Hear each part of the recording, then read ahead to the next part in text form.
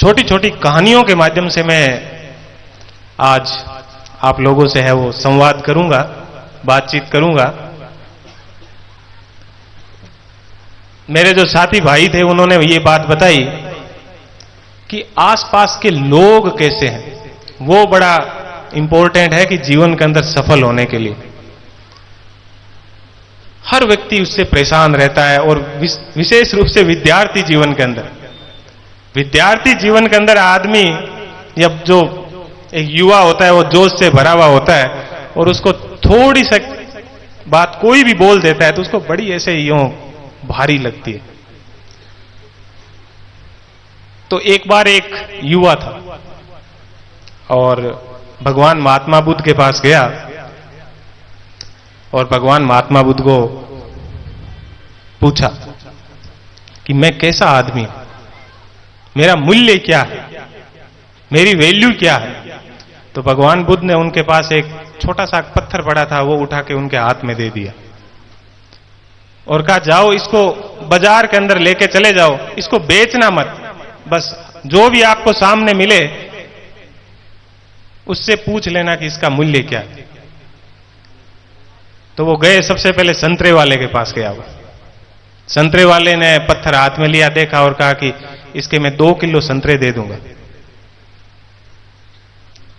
उसने कहा चलो ठीक है। उसने संतरे खरीदे नहीं, क्योंकि गुरु ने कहा था कि इसको बेच के नहीं आना है, बस तेरे को सिर्फ इसका मूल्य पूछना है। थोड़ा सा आगे गया, एक आलू वाला मिला। उसने देखा, उसने कहा कि 2 क्विंटल आलू दे दूंगा, दे दे। उसने कहा नहीं। थोड़ा सा और आगे गया, उसको एक सुनार मिला। सुनार के पास उसने पत्थर दिया तो सुनार ने उसको बोला कि 50 लाख रुपए दे दूंगा, मेरे को ये पत्थर दे दे। उसने कहा नहीं, बेचूंगा नहीं मैं। थोड़ी सी जैसे ही उठ के चलने लगा तो सुनार ने कहा 5 करोड़ रुपए दे दूंगा। उसने कहा नहीं, बेचूंगा तो नहीं। थोड़ा सा और आगे गया, एक हीरे का जानकार जोहरी मिला उसको। जैसे ही उसने जोहरी को पत्थर दिखाया और कहा ये पत्थर मेरे को, इसका मूल्य जानना है और इसको बेचना है मेरे को। जोहरी ने हाथ में पत्थर लिया, उसको रखा, उसके चारों तरफ फेरी लगाई, हाथ जोड़ा और बोला कि 50 करोड़ रुपए। उसने कहा नहीं।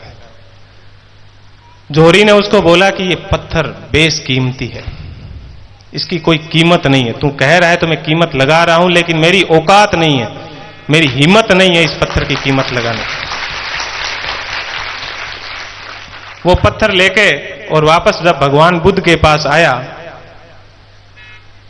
तो भगवान बुद्ध ने उसको समझाया कि इस दुनिया के अंदर तेरी कीमत क्या है वो हर व्यक्ति अपने अपने ज्ञान के हिसाब से लगाएंगे।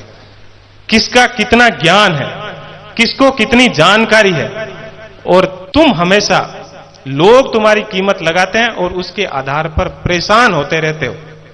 अपने आप को आपने कभी जाना ही नहीं जी। तो जीवन के अंदर खुद को जानो। आप कहीं पढ़ने जा रहे हो, गांव वाले क्या बोल रहे हैं, आपके दूसरे लोग क्या बोल रहे हैं, वो सब अपने अपने ज्ञान के अनुसार, अपनी अपनी स्थिति के अनुसार आपका अंदाजा लगाते हैं।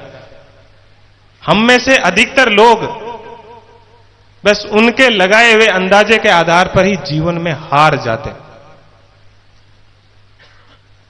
गांव में पीपल के गट्टे पर बैठो बैठो की कही दे नहीं की भी, बिल्कुल। इसलिए किसको कौन सी चीज किसके दिल पे कहां पर चोट कर जाए, मुझे ऐसा लगता है कि हमेशा उसको सकारात्मक लेना चाहिए, और वो चोट जीवन में आदमी को कहां पहुंचा दे, यदि आपने सकारात्मक ली है तो आप सोच नहीं सकते। बिल्कुल। एक छोटी सी कहानी में आपको परिस्थितियों के बारे में और बताऊंगा। एक लड़की थी और ऐसे गांव वाले ऐसे बोलते रहते थे, सब आड़ोसी पड़ोसी घर वाले, बहुत विषम परिस्थिति के अंदर थी। वो अपने पिताजी के पास गई और पिताजी को बोले कि पिताजी मेरी जिंदगी का कोई मतलब नहीं है, सभी ऐसे बोलते रहते हैं ये है वो है, मैं जीवन में कहीं पर भी सफल नहीं हो सकती। तो उनके पिताजी थे वो शेफ थे, यानी कुक थे, खाना बनाने वाले थे। वो कुछ नहीं बोले, उन्होंने कहा आजा रसोई में आजा मेरे साथ। तो रसोई में गई, 2 बर्तन पड़े थे, दोनों के अंदर पानी भरा हुआ था। एक बर्तन के अंदर आलू डाल दिया और एक जो बर्तन है उसके अंदर कुछ कॉफी के बीज डाल दिए। दोनों को खूब सारा गर्म किया। तो गर्म करने के बाद में जो आलू था, जब गर्म हुआ तो उसके बाद में बाहर रखा और बोला कि अब इनके हाथ लगा। तो जो आलू था वो तो एकदम कच्चा हो गया और जो कॉफी के बीज थे उन्होंने अपनी जो सुगंध है वो चारों तरफ बिखेर दी। वो लड़की फिर भी समझ नहीं पाई। उसने अपने पिताजी से पूछा कि ये क्या हुआ। तो पिताजी ने कहा कि देखो परिस्थितियां दोनों के सामने एक जैसी थी, स्थिति एक जैसी थी, पानी गर्म था, लेकिन जिन्होंने इस कठिन परिस्थितियों को झेल लिया तो उन्होंने परिस्थितियों को ही बदल दिया। जो कॉफी थी बिल्कुल वो सुगंधित हो गई। पानी कितना भी गर्म हुआ तो गर्म पानी के साथ ही उन्होंने अपने आप को है उसी हिसाब से बदल लिया और वो दुनिया का पेय पदार्थ बन गई। और आलू क्या हो गया? खराब हो गया। तो कितनी भी जीवन के अंदर जटिल परिस्थिति आए, अपने को उस परिस्थिति के अंदर हारना नहीं।